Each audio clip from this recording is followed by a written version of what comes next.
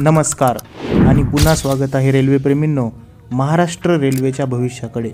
आपला हा प्रवास सुरूच आहे। या तिसऱ्या भागामध्ये आपण राज्याच्या आर्थिक शक्तीकडे म्हणजेच पश्चिम महाराष्ट्राकडे जात आहोत। उद्योग आणि शेतीचे केंद्र असलेला हा प्रदेश आता एका मोठ्या रेल्वे क्रांतीसाठी सज्ज झालेला आहे। आपण 8 नवीन आणि भविष्यातील जंक्शन्स पाहणार आहोत जे आपल्या प्रवासाची पद्धत पूर्णपणे बदलून टाकतील। ही यादी भारतीय रेल्वेच्या अधिकृत दस्तऐवज आणि नकाशांवरती आधारित आहे। आम्ही सध्याच्या प्रमुख जंक्शन्सला वगळून नवीन जंक्शन्सवरती लक्ष केंद्रित केलेले आहे।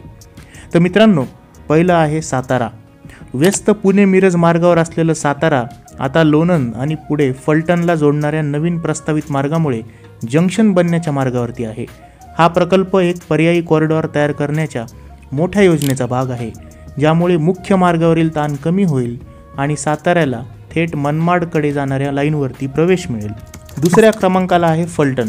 सध्या लोणंद फलटण मार्गावरील एक टर्मिनस असलेले फलटण आता एक पूर्ण विकसित जंक्शन बनणार आहे।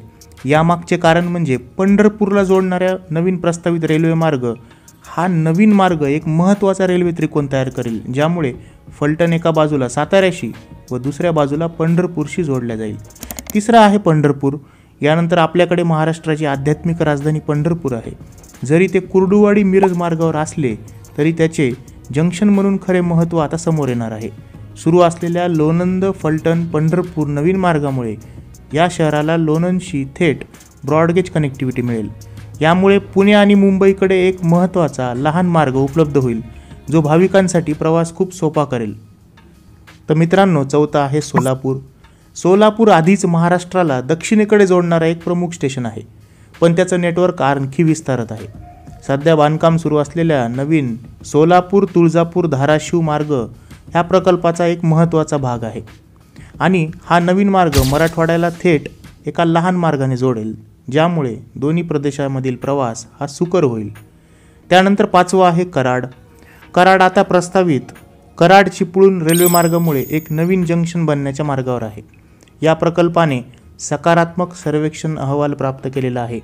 हा मार्ग कोकण रेल्वेला पश्चिम महाराष्ट्राच्या मुख्य नेटवर्कशी जोडेल, ज्यामुळे कराडचे महत्त्व किनारपट्टीला राज्यातील आतील भागाशी जोडणारे एक महत्त्वाचे जंक्शन म्हणून स्थापित होईल।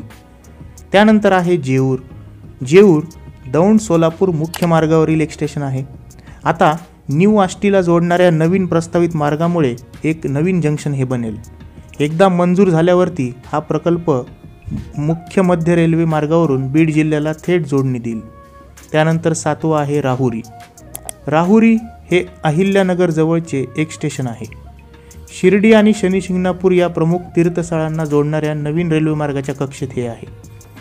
ह्या प्रस्तावित मार्ग राहुरी शनी शिंगणापूर संभाजीनगर प्रकल्प राहुरीला एक नवीन जंक्शन बनवेल, ज्यामुळे देशभरातील लाखो भाविकांसाठी थेट आणि सोयीस्कर रेल्वेचा दुवा मिळेल।